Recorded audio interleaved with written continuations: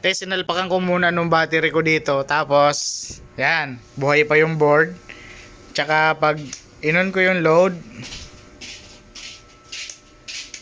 yan. Hindi mo maano pero nagkakislap-kislap yung ilaw. Hindi pa siya kasi mag-steady. Sa tingin ko, okay ang board. Defective lang ang switch, kailangan natin itong palitan. So yun lang. Yan. Buhay pa yan. So i-order ko na yung mga piyesang kailangan na to. Tatakbo pa to, te. Tiwala lang.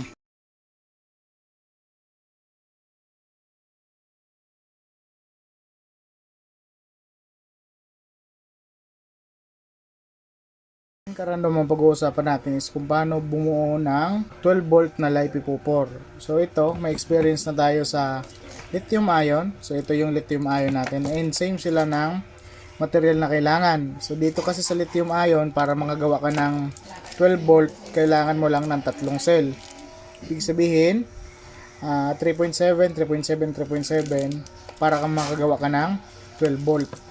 Sa lithium ion phosphate naman, kailangan mo ng 4 na cell. Dahil ang nominal voltage nito is 3.2 lang. Kaya kailangan mo ng 4 para makabuo ka ng 12.8 volt. And yan, dahil may experience na tayo dito sa pagbuo sa lithium ion cell, sa tingin ko kaya naman natin itong mabuo, itong 12 volt na to na lithium ion phosphate 4. So yan, ang cell ko is galing kay Dagupan. At lithium ion phosphate 4 cell, 32650, nominal voltage niya ay 3.2 volt. Yung mga kakailanganin mo na tools is medyo ito specific siya. Kailangan mo talaga lagi ng multitester. Kailangan mo na BMS na para sa lithium ion phosphate. Kailangan mo din ng pansulda.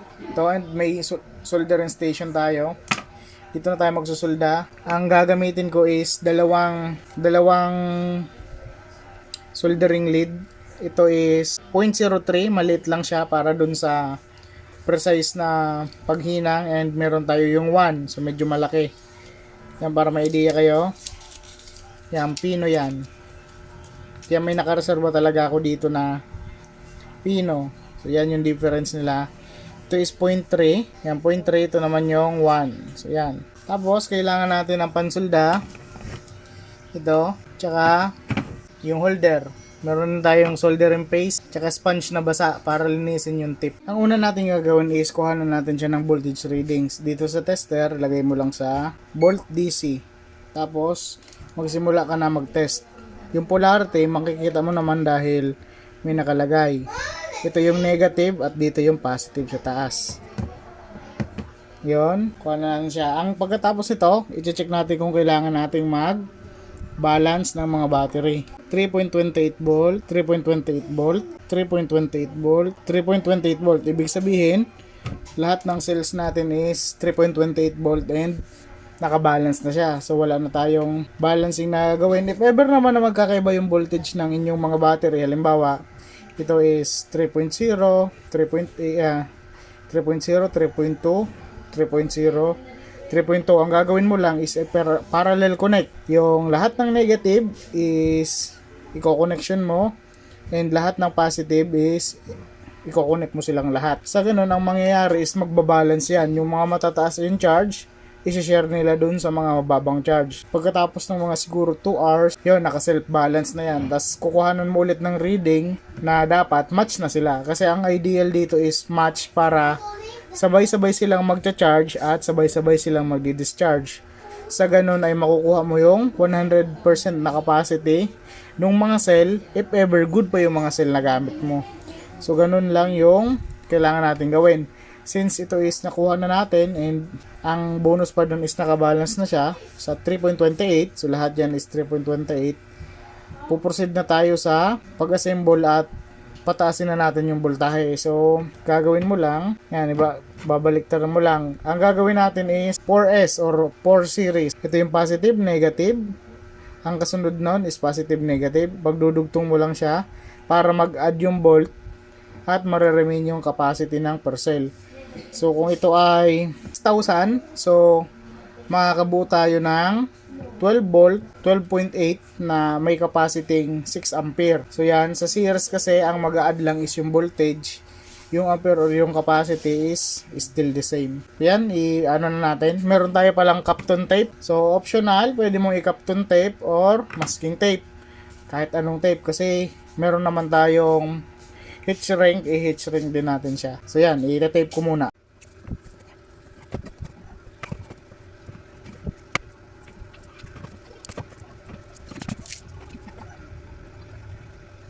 Dahil hindi umubra yung masking tape, i-Kapton tape natin siya.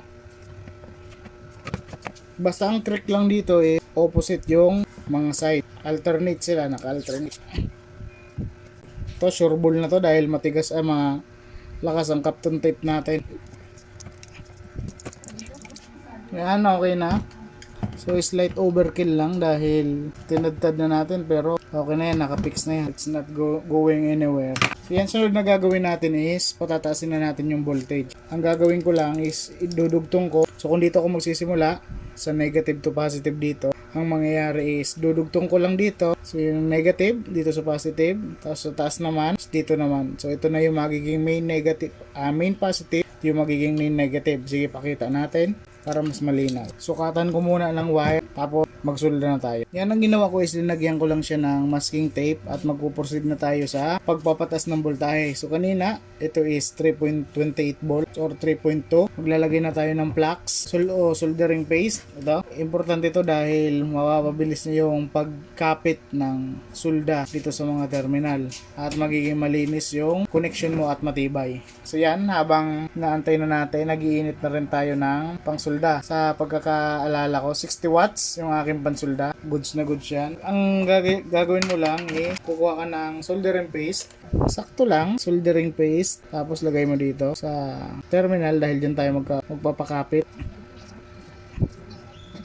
Kung meron kang liha, pwede mo rin lihahin para mas maganda yung kapit. Itong terminal na to is panigurado. Nag-oxidize na yan. Meron na yung layer ng oxidation na na-oxidize na. Kaya sa unang sulda talaga hindi ganun kaganda ang kapit na yan. Pero compress yung metal, wala pang oxidation, madali lang kumapit yung tingga. Sa dulo lang natin at sa side kasi sayang din. Pwede mo pang magamit to sa future kasi ito ay naka-thread. Para magamit pa rin niya, para ma-repurpose niya pa rin sa future. Kaya dito lang natin sa dulo ng thread at dito naman sa female sa side para hindi masayang. Tsaka tip ko na din sa pagsusulda, kita nyo naman yung pansulda natin. Yan, yung dulo niya is hindi na ganun kalinis. Kailangan mo lang initin mo siya at wag mong ikukuskus sa liha kasi mawawala yung dulo. May makita nyo may separation yung tip at ito dahil yung tip is meron niyang coating. Mamaya papakita natin. So paano yan paglinis? Ganito lang. Kuha ka ng sponge. Yung sponge is dapat damp or moist. May tubig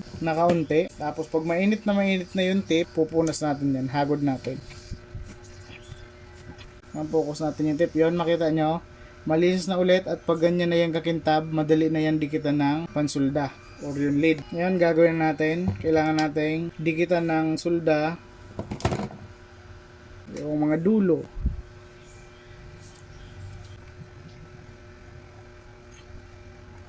So yan nakita nyo, yung una nag-hesitate na dumikit yung tingga dahil may oxidation na yung itong terminal niya, may oxidation na kaya hindi agad siya dumikit. Nung ininit mo naman ng gusto, yan didikit na yan. Kung wala kang paste, doon ka mangangamote kasi mahirap yan dumikit.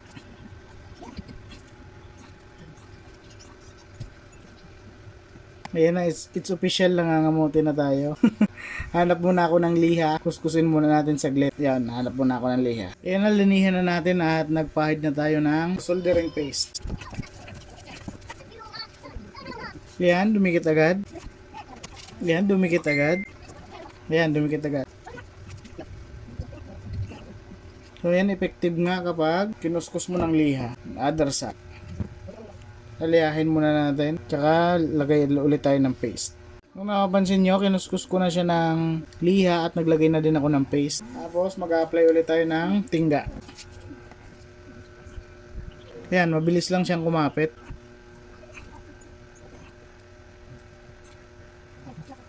Take note pala dapat pag nagsusulda tayo, well ventilated ang lugar. Huwag nyo singutin ng singutin yung usok dahil masama sa kalusugan yun. Yan na, okay na. And satisfied naman ako. Huwag nyo palang bababaran ng pansulda itong ating mga cell dahil sensitive yan sa temperature. Possible na ma-damage mo siya if ever matagal ka na nagsulda. May mga kapit na yan. At simulan na tayong mag-series. Take note, pag nagsisiris, maging aware ka na sa surrounding mo. Tapos wala na mga bakal na pwedeng mag-short sa kanya tulad nito. Ang workplace ko naman ay may plywood at plastic para maiwasan natin yung pag-short dahil ito 3.2 mababa lang siya, pero pag siniris mo na yan, nakarating ka na sa pinakadulo, 12 volt na yan. Doon na tayo mag-iingat. Yan, magdudugtong na tayo. Itong gagawin ko is ito yung magiging main positive ko at ito yung magiging main negative. So dugtong na natin to.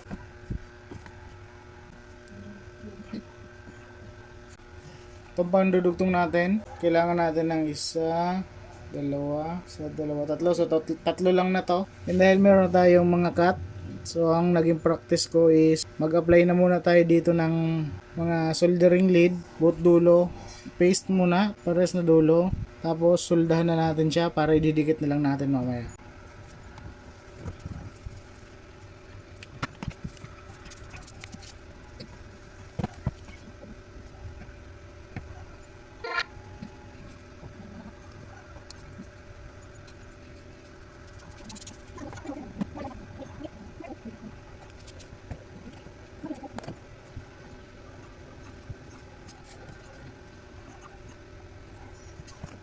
Yan, nito muna tayo dito. Tapos papakita ko sa inyo yung resulta ng solda natin dito. So yan, subukan natin ha. Kuhanan ng reading. Ang nakaparallel, ito is 3.2, 3.2. Pero ito, dahil nakadugtong na sila, tatas ng voltahe niya. Yan, pag dito ko kinuha, yan, 3.2.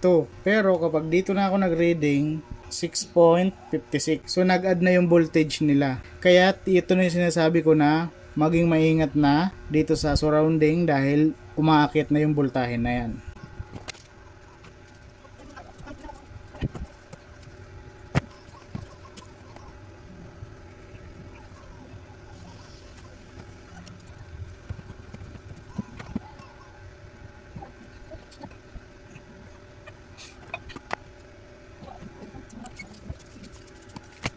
Yan na, 9.8 volt na.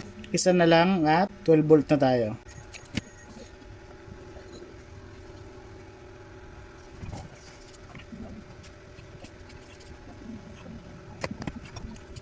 Okay na, tatlong connection ng series. Kukuha na natin siya ng voltage.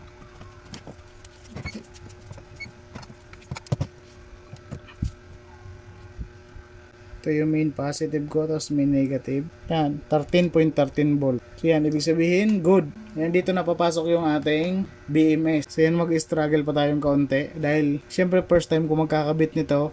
And kailangan, hindi tayo magkamali dahil posibleng masunog yung BMS natin. Check natin kung okay na. Meron siyang 5 lead o balance lead. Yung itim, ito yung pinaka-negative. Papunta yan dito sa negative. So, yung sumunod, dito sa sunod na connection sa baba. Tapos yung pangatlo, dito sa taas. Pang-apat, dun sa baba. Panghuli, ito na yung pinaka-positive natin. Tapos, suldahan ko na din pala ito. Mapansin nyo, meron niyang B negative, battery negative yon. Itong isa, P negative, so power negative, tsaka charging. Ang positive is kukunin na dun sa main positive ng battery. So yan, i-attach na natin yung BMS. Bakit ba naglalagay ng BMS? Ito is abot niya na yung 12, so 13 dahil fully charged. Bakit ba tayo naglalagay ng BMS? Ang BMS, ang ibig sabihin is battery management system.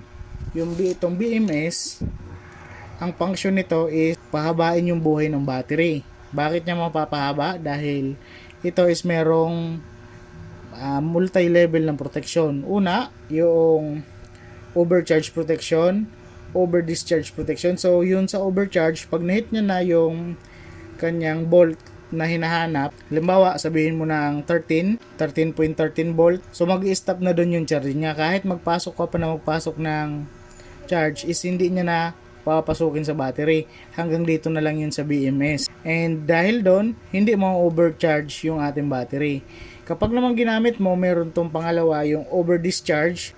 Halimbawa, gamit ka ng gamit at bumaba na sa sabihin mo ng 2.5 volt yung per cell, ika-cut off niya na yung paglabas ng kuryente. So, hindi siya ma-overdrain. Pangatlo is yung short circuit. Kapag yung positive at yung negative is nag-short, so may stop yung paglabas ng kuryente. So, yun yung main function. Hindi ko lang sure or hindi ko sa inyo masasabi kung ito is may balance function. Pero usually, kapag ganito, ang balance function niya is kapag usually fully charged na, tsaka lang sila mag-level yung mga charge per cell. Ikabit na natin to.